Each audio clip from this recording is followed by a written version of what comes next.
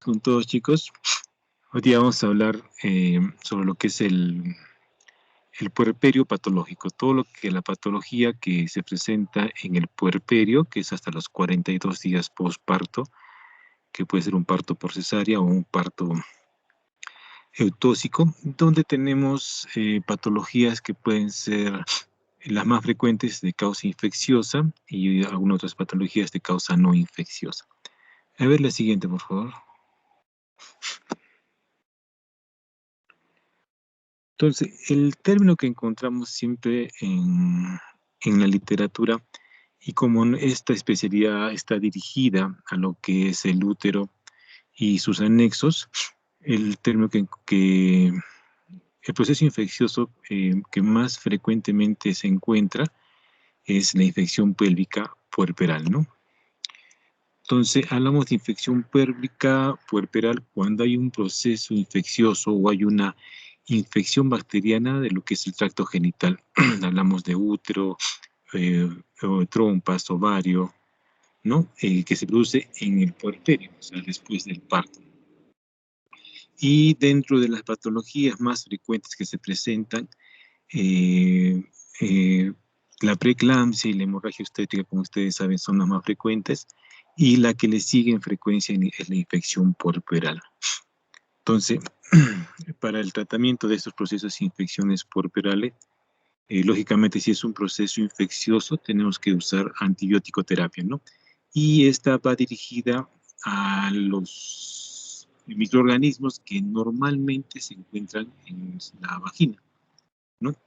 Porque nuestra infección puerperal, eh, casi el 95% proviene por contigüidad, ¿no? O sea, gérmenes que están generalmente a nivel vaginal y que por los procedimientos o por las maniobras que realizamos, ya nosotros llevamos esos gérmenes de la vagina hacia el útero, que es una cavidad estéril. Entonces, generalmente ya sabemos qué tipo de bacterias están ahí incluidas, ¿no?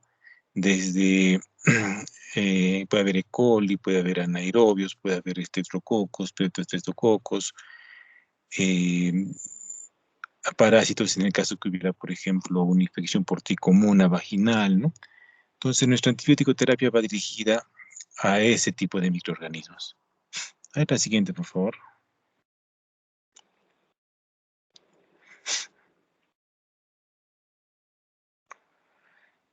Entonces, ¿cómo es que nosotros nos damos cuenta de este proceso infeccioso puerperal, ¿no?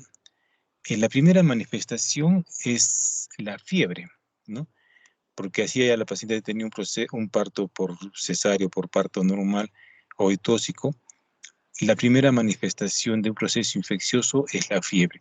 Y en algunos textos van a encontrar ustedes el término fiebre puerperal, ¿no?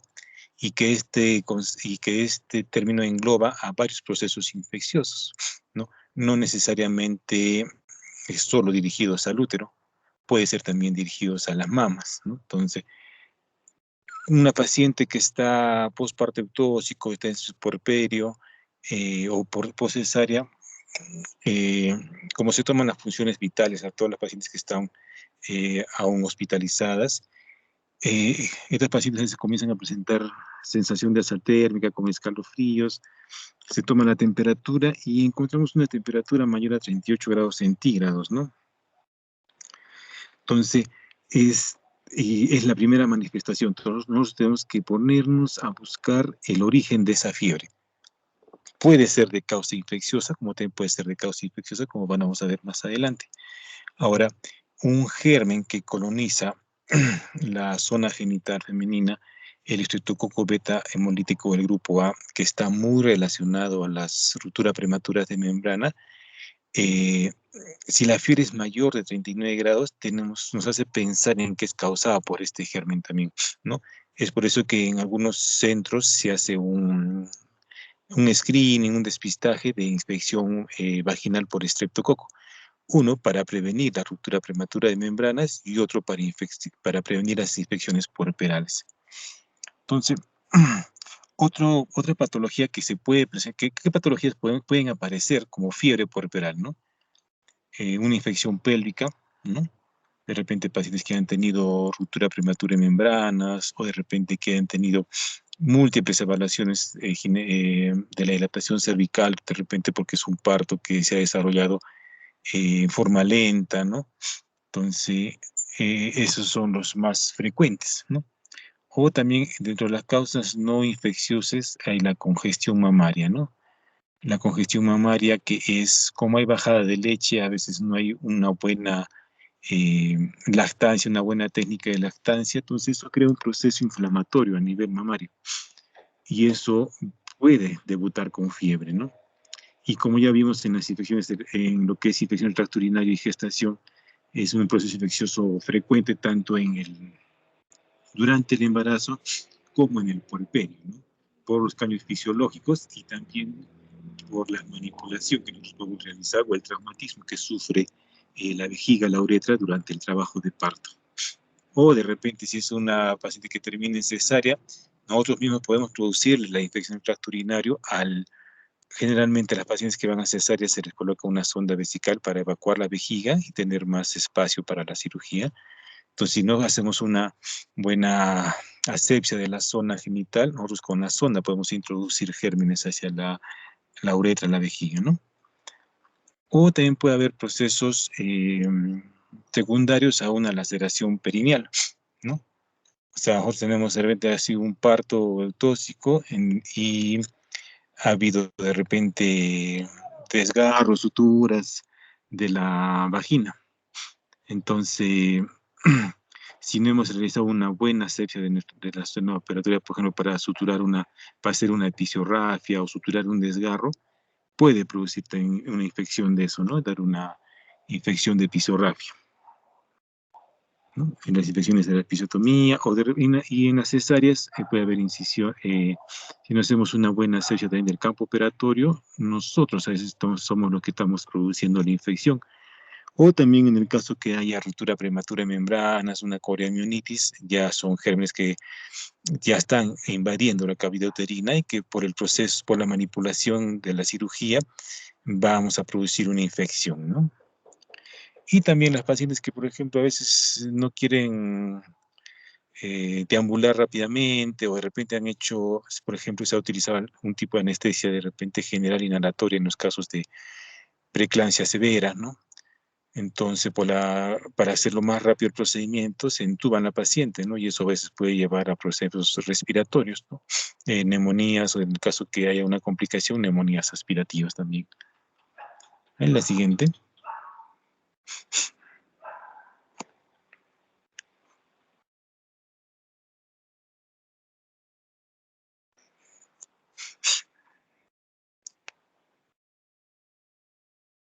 No cambia, Ana Lucía.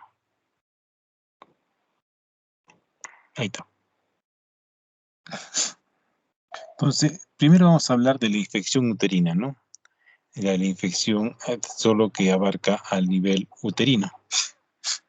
Entonces, el término que más usamos es, ¿no? Una endometritis, ¿no? Metra es el término que se le da así como a la vagina usamos el prefijo colpo, ¿no? Colporrafia, colpoperinorrafia. En lo que es cavidad uterina hablamos de metritis, ¿no? Por ejemplo, si hay una endometritis, ¿no? O hay una miometritis o una panmetritis, ¿no? Si hay un compromiso ya todas las capas del útero más los anexos, ¿no? Y es como una metritis, es un proceso infeccioso, y claro, como al inicio del proceso infeccioso hay como una celulitis, ¿no? Y si este proceso no cambia, ya se convierte en un absceso puede llegar a complicarse, ¿no? Entonces, más frecuentes en partos por cesárea, ¿no? Porque a veces nosotros estamos llevando la infección, ¿no? Con una mala asepsia de la zona operatoria. Y también, ¿qué se trata de hacer en estos casos, no? Por ejemplo, usar la profilaxis antibiótica, o es una manera de disminuir las causas de infección uterina, ¿no? Como conversábamos en la mañana con mi grupo de práctica, la profilaxis antibiótica en las cesáreas generalmente usamos cefalosporinas de primera generación, tipo cefazolina, ¿no? Generalmente una única dosis de 2 gramos de cefazolina 60 minutos antes del proceso quirúrgico. Ahora, si la paciente llega a pesar más de 120 kilos, le damos la dosis se sube a 3 gramos, ¿no? Y también eso se puede ir incrementando si que hay mayor pérdida sanguínea, ¿no? Si hay una pérdida mayor a 1500 centímetros de sangre o el tiempo operatorio se extiende más allá de 3 a 4 horas, podemos repetir la dosis, ¿no? La idea es prevenir la infección uterina con la profilaxis antibiótica. Y los factores que pueden llevar a esta infección uterina, como ya fuimos hablando, los pacientes que tienen un trabajo de parto prolongado, ¿no? Los pacientes que se van más allá de la curva, con una dilatación que demora más de 2 centímetros por 3 horas, ¿no? Entonces, eso ocasiona que las evaluaciones sean más frecuentes, ¿no? Y a veces eh, varias personas son las que evalúan a lo largo del proceso de trabajo de parto, entonces nosotros llevamos la infección a esa zona, ¿no? La ruptura prematura de membranas, ¿no? Una ruptura prematura de membranas, más allá de 12 horas, ya se considera que hay una infección de la cavidad uterina. Múltiples exámenes cervicales, ¿no? Como ya lo mencioné, el trabajo de parto prolongado. Y bueno, nosotros no hacemos monitoreo fetal interno, ¿no? Generalmente hacemos el monitoreo fetal externo, ¿no? Colocamos un detector de latidos en la pared abdominal, un tocómetro también en la pared abdominal, sin invadir la cavidad uterina. Pero en otros países colocan un electrodo a través del cuello dilatado, en el cuello cabelludo del feto y hacen un monitoreo electrónico pero interno, ¿no? Entonces eso puede también condicionar a que haya una infección. Y también se ha visto que las pacientes que tienen un bajo nivel socioeconómico, que ellas y cursan además con anemia, se incrementa el riesgo de infección puerperal. Entonces, como les mencioné, ¿no? O sea, la colonización bacteriana son bacterias propiamente de la zona vaginal, ¿no? Streptococcus beta hemolítico cuando son más graves las infecciones. Hasta podemos encontrar Staphylococcus aureus marsa meticilino resistente o marsa, ¿no? Y las infecciones puerperales pélvicas, como hay una gran variedad de microorganismos, son polimicrobianas y esto también hace que la antibiótico terapia va dirigida con 2 o 3 tipos de antibióticos para tratar de cubrir todo el espectro de bacterias. A la siguiente.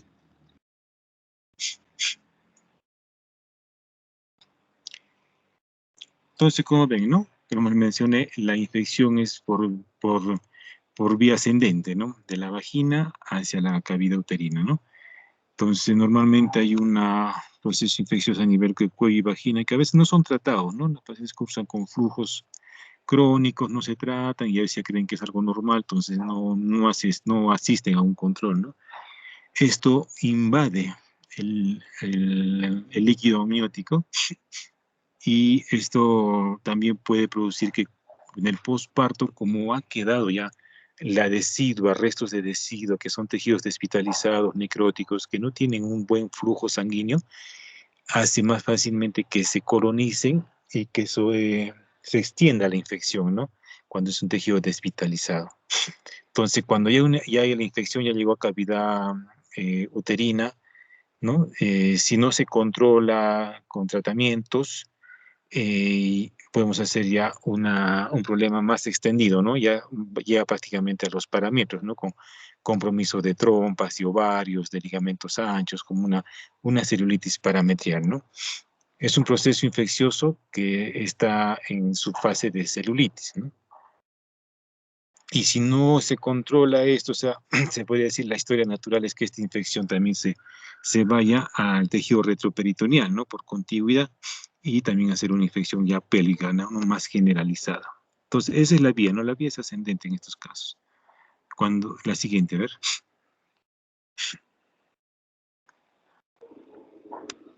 Entonces, como les mencioné, el cuadro clínico, lo primero que la paciente va a necesitar son sensaciones atérmicas, escalofríos, y le tomamos la temperatura y tiene fiebre la paciente, ¿no? Hay dolor abdominal, ¿no? Algunas a veces cursan con dolores como entuertos, como tipo cólico menstrual, ¿no? Y si uno examina a la paciente, al hacer el examen bimanual encuentra sensibilidad parametrial, ¿no? O sea, hay dolor a la movilización cervical bimanual, hay dolor a la palpación uterina. Si queremos palpar los anexos, presenta dolorabilidad, ¿no? Intensa. Y como en todo proceso infeccioso, ¿no? Encontramos la leucocitosis, hay un incremento, una alteración en el hemograma con leucocitosis. Y podemos encontrar loquios, ¿no? Los loquios son la eliminación de los pocos fragmentos de deciduo que han quedado todavía en cavidad, porque son espontáneamente van saliendo, pero como se sobreinfectan, nosotros podemos encontrar loquios con un mal olor, ¿no? Y a veces también podemos encontrar los escasos loquios que presentan, a veces cursan con un color achocolatado. Entonces, cuando encontramos todo este cuadro clínico, loquios achocolatados, con mal olor, tolerabilidad a la palpación uterina, estamos frente a una infección pélvica, ¿no? Puerperal. La siguiente, a ver. Entonces, ya tenemos el diagnóstico de infección puerperal, pélvica puerperal, con todo el cortejo de signos y síntomas y hallazgos laboratoriales. Entonces, nos queda hacer el tratamiento, ¿no? Entonces, acuérdense, estas infecciones son polimicrobianas, hay una flora mixta que está en la que está invadiendo, ¿no? Entonces, si es, por ejemplo, una metritis, ¿no? Hablamos de una infección, hablamos específicamente uterina, que no es extensa, no se ha localizado dentro del útero, no hay compromiso parametial ni retroperitoneal. Entonces, la antibiótico terapia por vía oral o intramuscular es suficiente para estos casos, ¿no? Siempre y cuando iniciemos el tratamiento lo más precoz posible, ¿no? Ahora, si ya vemos que es un proceso más moderado o intenso, ¿no? Mayor fiebre, mayor gravedad, empastamiento de los parametrios, inclusive a veces podemos encontrar secreción ya purulenta a través del canal vaginal, entonces ya es una metritis ya más severa, ¿no? Más intensa, entonces la antibiótico terapia tiene que ser por vía parenteral endovenosa, ¿ya? Y generalmente usar antibióticos de amplio espectro, ¿no? No solo es antibióticos de repente eh, específicamente dirigidos a gram positivos, negativos y anaerobios, sino que tengan un mayor espectro dentro, ¿no? Entonces, por ejemplo, un tratamiento fácil de usarlo y de recordarlo también, si se produjo una endometritis por un parto vaginal, usamos la ampicilina y la gentamicina, ¿no? Con gentamicina cubrimos los gram negativos y con ampicilina cubrimos los gram positivos y también nos ayuda con el estreptococo beta hemolítico del grupo A. Más bien, si el parto ha sido por cesárea, tenemos que asociarle a esta terapia tener una cobertura anaeróbica, ¿ya? Y dentro de los anaerobios que más usamos nosotros tenemos la clindamicina y el metronidazol, ¿no? Clindamicina nos ayuda con anaerobios y también nos ayuda con gram positivos y la gentamicina con gram negativos. Y cuando solo es metronidazol es más específico para los anaerobios, ¿no? Y también como un antiparasitario. Pero clindamicina, gentamicina es una buena combinación ya que nos cubre clindamicina positivos y anaerobios y gentamicina gram negativos. Entonces, si esta paciente, no es el caso que sea por cesárea, ¿no? Entonces, y si ha sido un parto por cesárea y no hay una buena respuesta a nuestra clindamicina, gentamicina, podemos tenemos que adicionarle ampicilina, ¿no? Entonces, ampliar nuestro espectro para gram positivos. Y cuando el tratamiento se da a tiempo y cómo nos damos cuenta que en nuestra paciente hay una mejoría, ya que con esta terapia antibiótica casi 90% mejora a las 48-72 horas, ¿no? Ya hay una mejoría del estado general, ya no hay fiebre, ¿no? Entonces, eso quiere decir que esta paciente tiene una buena respuesta al tratamiento antibiótico. Y bueno, si hay una buena respuesta, generalmente, si acursa la paciente 24 horas sin fiebre, podemos estar pensando en darle de alta, ¿no?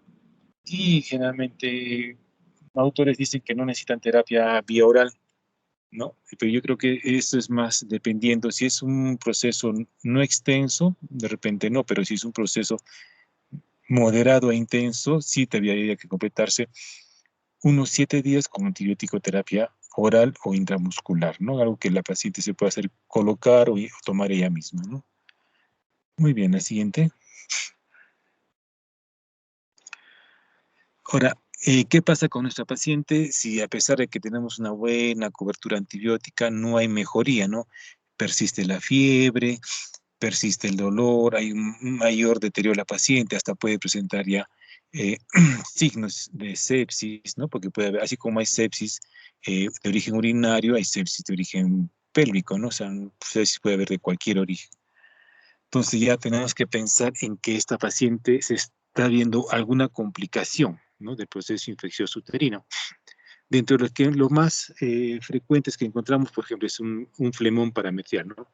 Un flemón prácticamente es, es el intermedio entre una celulitis y un absceso, ¿no? Es el flemón parametrial con compromiso ya del tejido celular subcutáneo, pero sí todavía sin abscedarse. Si no hay mejoría, también podemos pensar que ya se abscedó esa zona, ¿no? Que hay un absceso pélvico. O de repente es una celulitis más extensa de lo que nosotros pensábamos, simplemente en localizada, ¿no?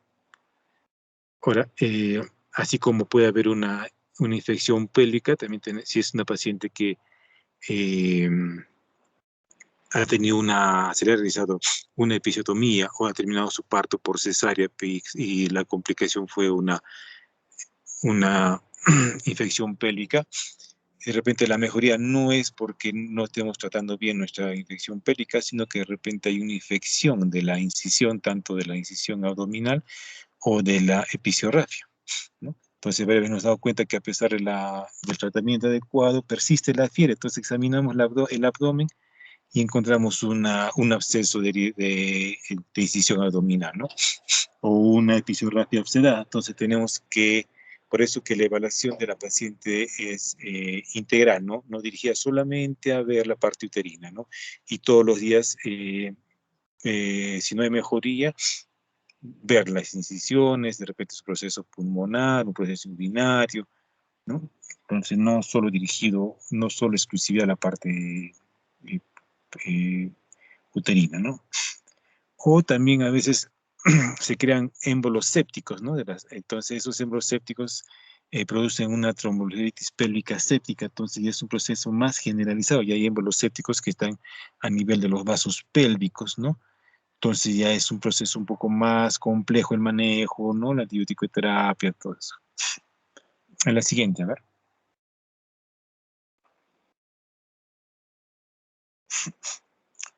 Entonces, ¿cómo tratamos de disminuir estos procesos infecciosos, ¿no? Entonces, siempre la profilaxis en el parto cesárea electiva y no electiva, ¿no? O sea, cuando electiva es la que es una paciente, una cesárea programada, ¿no? Y la no electiva es la paciente que es una cesárea de emergencia, ¿no? Entonces, en ambos casos, tratar siempre de tener una buena asepsia y antisepsia de nuestra zona operatoria, ¿no? Y generalmente las profilaxis son previas al parto, ¿no? Si no es que esta paciente va a tener un parto vaginal, en- y como la zona vaginal es la zona que tiene más infección, eh, presencia de microorganismos a nivel vaginal, antes de que se produzca el parto, antes de que vaya a sala de operaciones para hacer una cesárea, tenemos que hacer una limpieza vaginal. Generalmente se debe hacer con povidona, ¿no? O en otros casos se puede usar yodo o gel de metronidazol. Generalmente no usamos mucho el yodo porque puede causar dermatitis, ¿no? De contacto por yodo. Entonces, no es mucho. Más usamos la povidona o algún gel con antibióticos, ¿no? Que puede ser metronidazol o en otros casos usan gel de clindamicina, ¿no? Ahora, la asepsia de la piel, ¿no? De la zona que se va a incidir en abdomen, por ejemplo, se puede usar clorexidina, que es un buen antiséptico, y alcohol, ¿no? Entonces, pero más usamos solo la clorexidina, ¿no?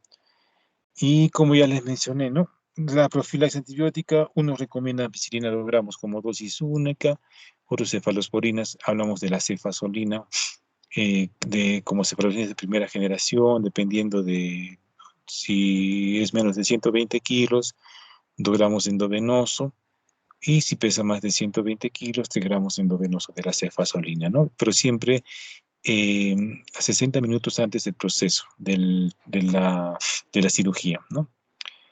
Ahora también podemos usar acitromicina, ¿no? con dosis extendidas son de más 4 a 5 días, o también puede ser más una dosis única de alguna cefazolina, por ejemplo, ¿no?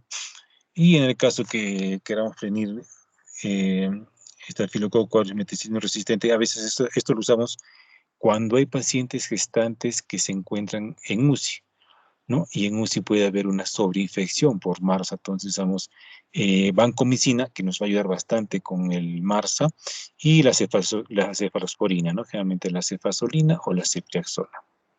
Pero siempre tratar de hacer la limpieza de la zona vaginal, ¿no? Previa a la cirugía, previa al parto. La siguiente.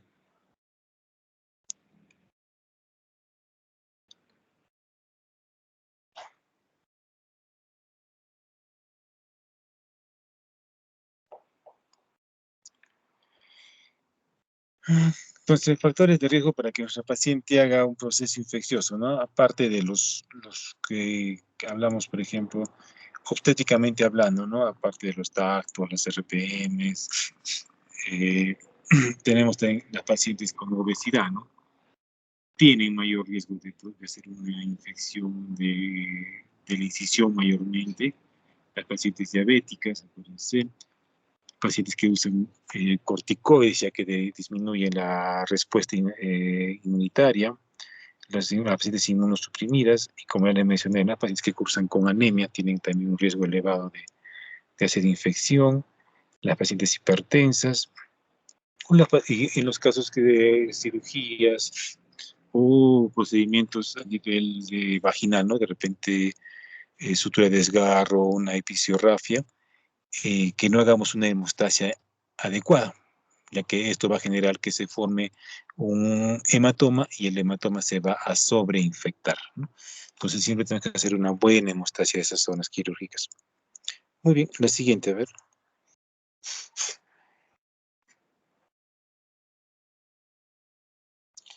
Entonces, como son las complicaciones, ¿no? Como les mencioné, que hay una infección de la incisión abdominal en el caso de cesáreas, si la infección se extiende más allá de la fascia o de la poneurosis, puede haber pacientes que hagan fascitis necrotizante, ¿no? Si el proceso pélvico hace un flemón, no se trata, puede hacer ya un absceso anexial, ¿no? Y si ese absceso eh, se rompe, lógicamente que va a producir una peritonitis de causa ginecológica, ¿no? O un flemón parametrial, y la más severa que todas es la tromboflebitis pélvica séptica, ¿no? Muy bien, la siguiente, por favor.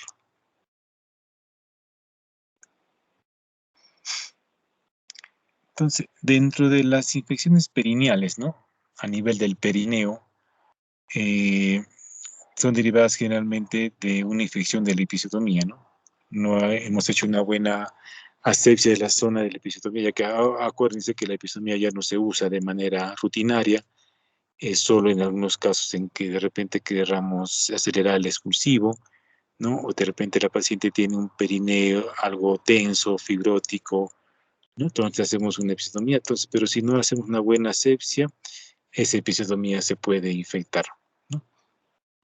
Y al infectarse, hace un flemón, se absceda y ocurre una dehiscencia de la episiotomía. A veces las pacientes vienen con dehiscencia total o parcial de la episiotomía, con presencia de vía de secreción purulenta, con presencia de tejido necrótico desvitalizado. Entonces, acuérdense, el tejido desvitalizado predispone a esto, ¿no?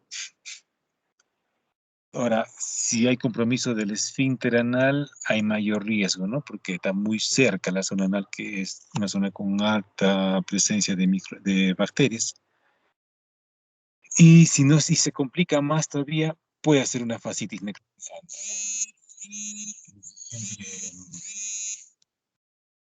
Pensar en eso, ¿no? En que puede ser una fascitis necrotizante y si hay ya compromiso más generalizado, la paciente puede hacer un shock séptico. Muy bien, la siguiente, a ver.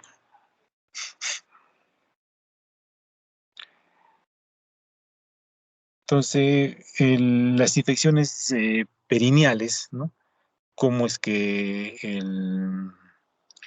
cómo es que se va produciendo el cuadro, ¿no? Entonces, Primero hay una infección que ya les mencioné, ¿no? Que lleva una dehiscencia de la herida. Se presenta con dolor local, disuria, secreción purulenta del rafia, fiebre, que es la primera vez que prefieren las pacientes. Y estas laceraciones, hay a veces en los partos donde se producen desgarros, laceraciones en la mucosa vaginal, laceración de la mucosa eh, cervical, estos se pueden sobreinfectar, ¿no? Por la presencia de bacterias en esa zona. Y por vía venosa pueden hacer una parametritis, ¿no? Ya entonces es una parametritis, pero no por continuidad, sino es por vía hemática o en otros casos por vía linfática, ¿no? O sea, a veces se complican tanto que el proceso no queda solo a nivel perineal, ¿no? Sino que se extiende más. A ver la siguiente, por favor.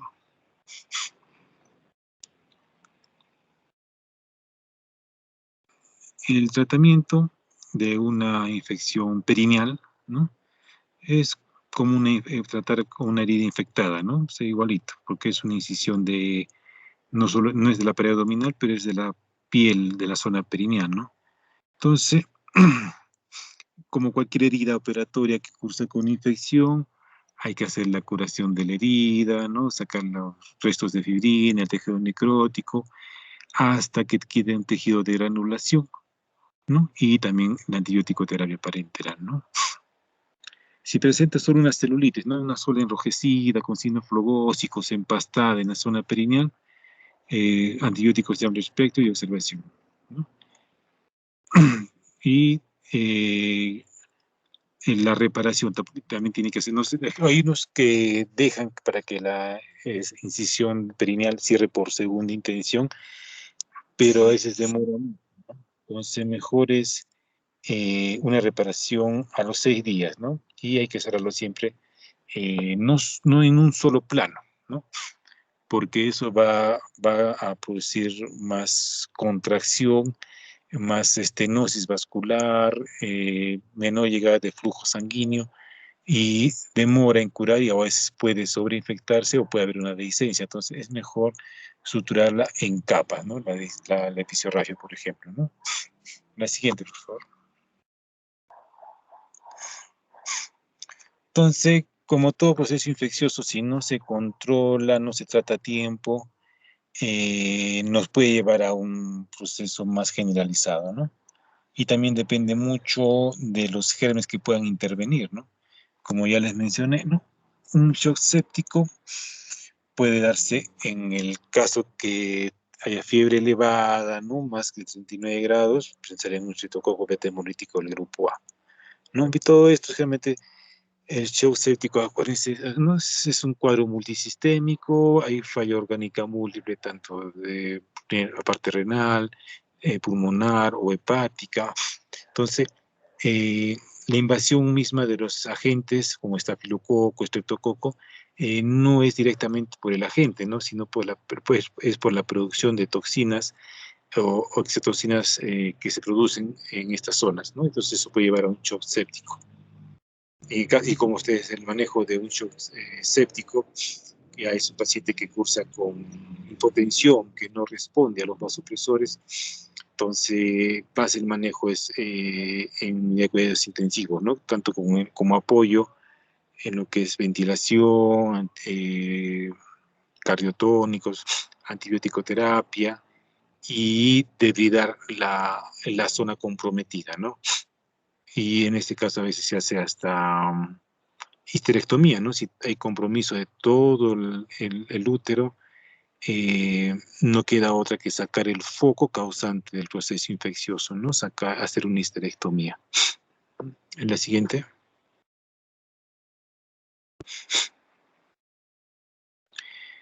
Muy bien, entonces ya más o menos he hablado de los procesos infecciosos a nivel local, a tanto lo que es útero y de la zona perineal, ¿no? Y sus complicaciones, ¿no? Y la evolución en el caso que no tenga un buen manejo.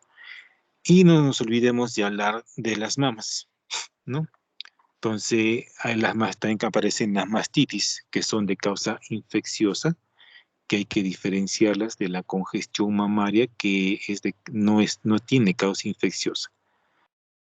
Entonces, acuérdense, en las mamas en el puerperio hay una hipertrofia por crecimiento glandular, por éstasis láctea, y hay una infección del parénquima de la glándula mamaria, ¿no?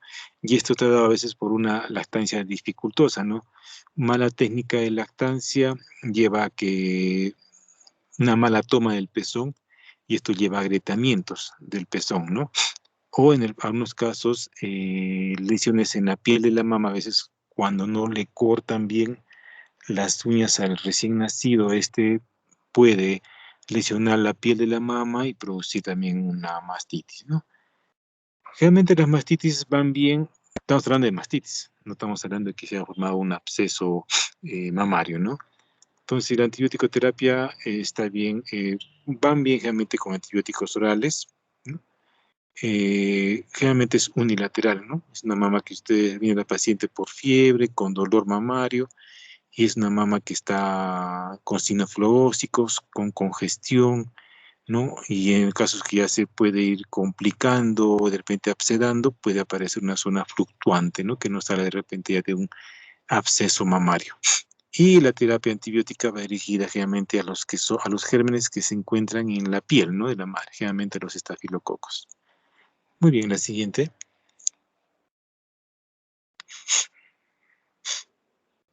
Bueno, ya les adelanté la etiología, ¿no? El estafilococo aureus puede haber MRSA, puede coagulasa positivo, virirans, ¿no? Y unos que vienen de la piel de la madre y otros que vienen también de la nariz y garganta del recién nacido, ¿no? De esa manera ingresan a través de la piel lesionada. A la siguiente.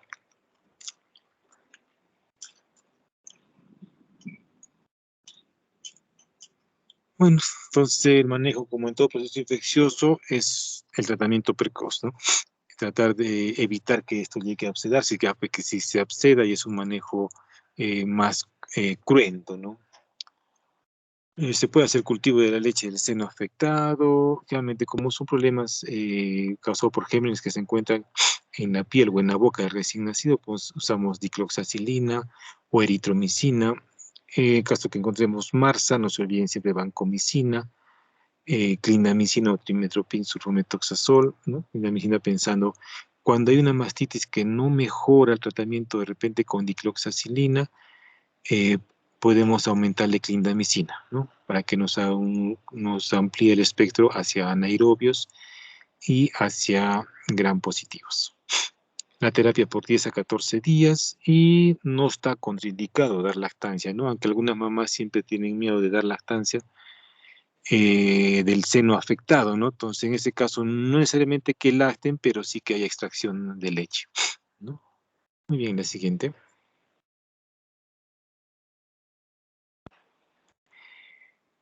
Muy bien, igual como en la infección pélvica, si no hay una mejora de la mastitis en 48, 72 horas, lo más probable que ya se haya abscedado, ¿no?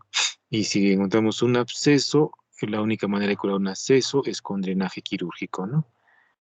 Y realmente cuando es un manejo cruento, ¿no? O sea, se va a hacer una incisión, siempre tratar de hacer las incisiones en la dirección que siguen a las líneas de Langer, ¿no? Que son las líneas que más o menos son como líneas eh, semicirculares que que siguen la orientación más o menos de la areola, ¿no? Casi en ese sentido, ¿no? Eso más desde el punto de vista de hacerlo un poco más estético, para que la cicatrización no forme una cicatriz de repente vertical, ¿no? Sino un poco más como en semiluna, que pueda ocultarse un poco con las líneas, ¿no? Ahora estos son también que los drenajes con ácidos también se pueden drenar con aguja guiada por ecografía y está dando buenos resultados, ya que es un proceso no es muy invasivo como una resección cruenta, ¿no? Pero con guía ecográfica, ¿no? El ecógrafo a través de la piel va viendo la ubicación del absceso y con eso nos guiamos para colocar la aguja y aspirar el absceso, ¿no? La siguiente. Muy bien, creo que ya hemos terminado. Justo.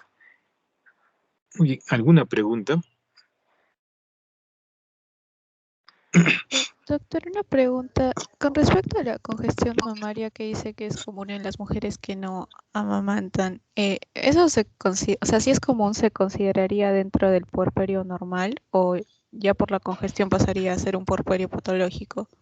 Claro, es como un puerperio patológico, ¿no? La congestión mamaria. Porque si no tratas la congestión mamaria, puede ser que se haga una mastitis. Entonces, el tratamiento no es con antibióticos la congestión mamaria, ¿no? O sea, el tratamiento de congestión mamaria es la extracción de la leche, no hay otra. Con pezonera, ¿no? De tal manera que se vacíe toda la leche y no produzca porque la leche en éstasis es como un caldo de cultivo, ¿no? Entonces, si hubiera una lesión en piel de repente o a través del pezón pueden ingresar bacterias y en esa éstasis se produce una multiplicación, ¿no? Entonces, lo recomendable es, ¿no? Si es que la paciente, por ejemplo, ¿no? Recién nacido ha tenido deprimido, está todavía que no puede dar de lactar, entonces, extracción de leche, ¿no? Con su pezonera. Ahora, por ejemplo, si ha sido un óbito fetal y la paciente, se va a producir igualmente hay oxitocina, se va a producir igualito producción láctea. Entonces, darle medicamentos tipo cabergolina para bloquear totalmente la producción láctea, ¿no? Y que no vaya a producir una congestión y que después complique una mastitis y a llegar a un absceso mamario, ¿no?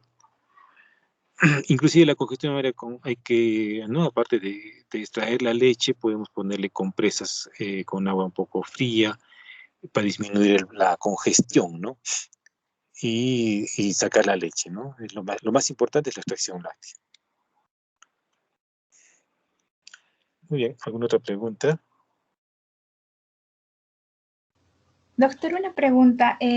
Nos mencionó que para las infecciones pélvicas un esquema de tratamiento, pero no sé si es que el imipenem o algún carbapenem que también estaba como parte del tratamiento se utiliza en alguna situación especial para alguna Claro, infección perinea. en los casos severos usamos, por ejemplo, ceftazidime, cefepime, ¿no? Cefalofurinas de mayor espectro. Si no hay mejoría, pues vamos a los carbapenems. Pero si estamos sospechando en un MARSA, tiene que ser con vancomicina, ¿no? Porque es el único que le va a afectar. Pero sí podemos ampliar el espectro hacia los carbapenems. Pero generalmente, si el tratamiento es precoz, la combinación clindamicina, gentamicina van bien en estos pacientes, ¿no?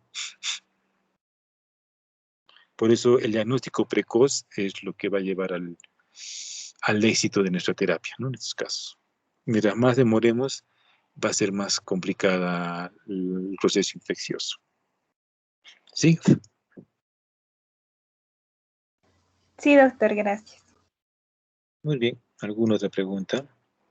Doctor, sí, si por ejemplo la paciente tiene pezones invertidos o Filipo. polimastia, ¿también eso se consideraría como puerperio patológico? O sea, al momento de que tenga problemas en la lactancia.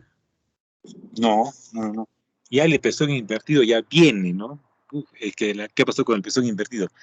La paciente nunca nadie le examinó, nunca nadie le vio las mamas, nunca nadie se dio cuenta que tenía un pezón invertido, porque si nosotros nos damos cuenta durante el embarazo, ¿no? Ya le hacíamos hacer ejercicios, ¿no? Para que ese pezón sea más largo, ¿no? Los ejercicios prácticamente es estirar el pezón, jalarlo, traccionarlo un poquito, darle vueltitas, la cosa que deje de ser umbilicado, ¿no?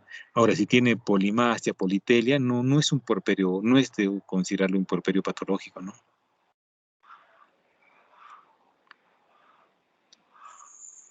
Sí.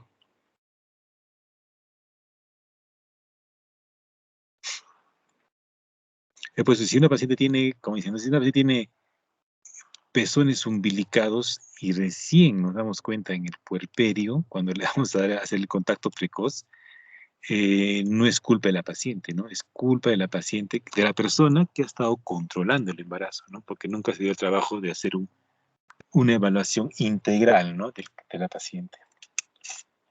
Por eso es importante la evaluación integral en la primera consulta, ¿no? Generalmente la primera consulta obstétrica dura más o menos 45 minutos, ¿no? Entonces ahí es donde entra todos estos procesos, ¿no? Para que tengamos que nuestra paciente no llegue a al puerperio con este problema, ¿no? Muy bien, ¿alguna otra pregunta? Sí, doctor. En el caso de una paciente que, bueno, ya esté cursando, ya esté en el periodo del puerperio y presenta endometritis y es resistente al tratamiento, ¿cuál es la conducta a seguir? ¿Cómo te darías cuenta que es resistente al tratamiento? Sigue con fiebre, la fiebre todavía no se le pasa. Ah, claro, no baja, persistencia de la fiebre, mayor compromiso del estado general de la paciente, ¿no? Entonces, si no estamos con una terapia antibiótica de inicio con clindamicina, gentamicina, podemos ampliar la terapia antibiótica, ¿no? Entonces, eh, podemos usar cefalosporinas, tipo cefepime, las que le mencioné, podemos usar, y generalmente nosotros cuando vemos el cuadro que no mejora, hasta a veces en algunos casos hemos llegado a utilizar ciprofloxacino, ¿no? Teniendo presente que una pequeña porción puede excretarse por la leche, ¿no? Pero si ustedes no ven mejoría del cuadro, uno, tienen que primero hacer una buena evaluación de la paciente otra vez y buscar qué causa está ocasionando que esta paciente no mejore, ¿no? De repente estamos tratando de endometritis y encontramos por ahí de repente un absceso de operatorio. O encontramos un absceso de una episiotomía, ¿no? O hacemos la evaluación ginecológica, encontramos de repente laceraciones o desgarros vaginales postparto que se han infectado, ¿no? Entonces, o hacemos la evaluación también ecográfica, ¿no? Hacemos una ecografía y vemos cómo está el útero, ¿no? Entonces, podemos encontrar a veces presencia de restos placentarios o membranosos, podemos encontrar, ¿cómo se llama esto? En algunos casos así muy complejos hemos llegado a encontrar gasas a nivel vaginal, ¿no? Pero que ya están tantos días que el olor es terrible, es un olor anaerobio es terrible, pero ¿por qué fue? Porque alguien se olvidó una gasa ahí, ¿no? En la vagina que la puso a veces. Cuando quieren suturar a veces alguna lesión del perineal o vaginal, como todavía hay salida de escaso sangrado postparto, hay personas que colocan una compresitas pequeñas o gasas para que les deje suturar, ¿no? El problema es que a veces se olvidan de retirarlo. Entonces siempre ten presente eso, ¿no? Y nosotros hemos encontrado, ¿no? Gasas, compresas, después de hasta de un mes hemos encontrado pacientes que vienen porque tienen sangrado, tienen mal olor, han tenido fiebre algunos días y hacemos la evaluación ginecológica y ni bien ponemos el espéculo y encontramos una estructura que es esto, ¿no? O sea, medio raro, ¿no? Y un olor terrible. Jalamos con una pinza de aros, una Fester y encontramos que era una gasa, ¿no? Y, y también la ecografía a veces también, las pacientes que no caminan mucho, ¿no? Es, no camina, entonces no hay una adecuada eliminación de los loquios, el cuello ya se cierra y quedan atrapados en la cavidad uterina, ¿no? Entonces tienen hematometas, ¿no? Que a veces es el causante de que se puede sobreinfectar, tenga fiebre, y eso a veces llega también que no haya una buena involución uterina, ¿no? Por eso la evaluación es integral, ¿no? Aparte de cambiar la terapia antibiótica, tenemos que volver a evaluar al paciente y buscar la causa de esa fiebre, ¿no? O de repente puede ser una infección de tracto urinario, ¿no? Una pielonefritis, o de repente es una neumonía, ¿no? Generalmente se presentan en pacientes que son posoperadas, ¿no? Entonces, es el manejo, ¿no? Una reevaluación bien hecha de la paciente, cambiar la terapia antibiótica a mayor espectro y hacer exámenes auxiliares, ¿no? Buscando la causa. ¿Sí? ¿Alguna otra pregunta?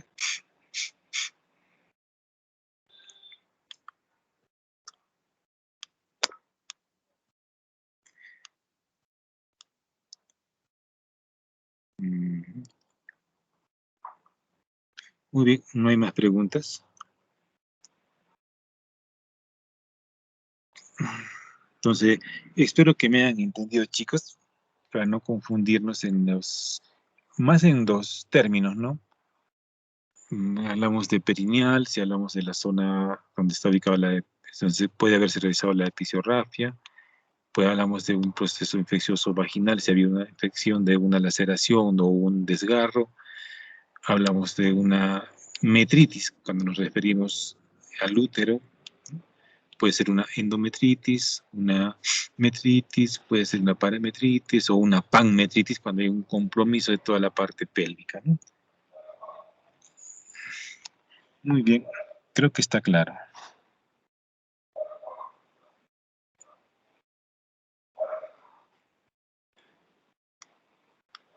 Muy bien, Sí, doctor, solo una cosita nada más. En el caso de que se presente una tromboflebitis pélvica séptica, creo que estas no son muy comunes, ¿no? Como complicaciones en puerperio. sí, son raras, pero son de las más severas, ¿no? Casi ya no se llega a hacer una tromboflebitis porque ya se usan antibióticos de mayor espectro, ¿no? Pero sí no son frecuentes. Por ejemplo, yo nunca he visto una tromboflebitis. Una panmetritis sí he visto, ¿no? Un absceso pélvico sí he llegado a ver yo, la verdad, ¿no? ¿Qué más hay con mayor compromiso? Lo que le mencionaba, ¿no? Olvido de cuerpo, olvido de como le decimos, un olvidoma, ¿no? Que no solo necesariamente puede olvidarse a nivel vaginal, ¿no? Sino que también se pueden olvidar a veces en el proceso de una cesárea, ¿no? En cualquier procedimiento, ¿no? De abdominal, ¿no? Se pueden quedar a veces compresas, gasas, entonces tiene que tener presente ese proceso, ¿no? Y algo importante que me olvidaba mencionarles es, por ejemplo, que realmente cuando nosotros hacemos la cesárea, hacemos cualquier laparotomía, ¿no? Ginecológica puede ser una cesárea, puede ser una laparotomía por ectópico, una laparoscopía por ectópico, un quiste ovárico, ¿no? Mionectomías, siempre miramos la apéndice, ¿no? Porque ha pasado situaciones en que no se ha revisado el apéndice y la paciente estaba iniciando un proceso, una apendicitis. Entonces se cerró totalmente la pared abdominal y la paciente se fue a su cama y al día siguiente la paciente está taquicárdica, hipotensa, distendida, con vómitos ya que ya son básicamente a veces vómitos borráceos, no hay eliminación de heces ni gas. Estamos pensando en un proceso eh, infeccioso, pero a veces es un poco difícil pensar que sea un apéndice, ¿no? Entonces siempre hay que revisar el apéndice, que es una de las complicaciones más graves en nuestro caso, ¿no? Y que antes, por ejemplo, el que hacía una cesárea se hacía una apendicectomía profiláctica, ¿no? En todas las pacientes que se intervenían. Pero ahora ya no se hace eso porque, bueno, los estudios dijeron, ¿no? Que el apéndice tiene un fin en la parte inmunológica de la persona, ¿no? Es un órgano linfoide, entonces como que inclusive se habla de que el apéndice, si retiramos el apéndice, hay mayor riesgo de padecer cáncer de colon, entonces como que ya se dejó de hacer una apendicectomía profiláctica en estos pacientes, ¿no? Entonces, si no se hace, se tiene que evaluar bien el apéndice, ¿ya?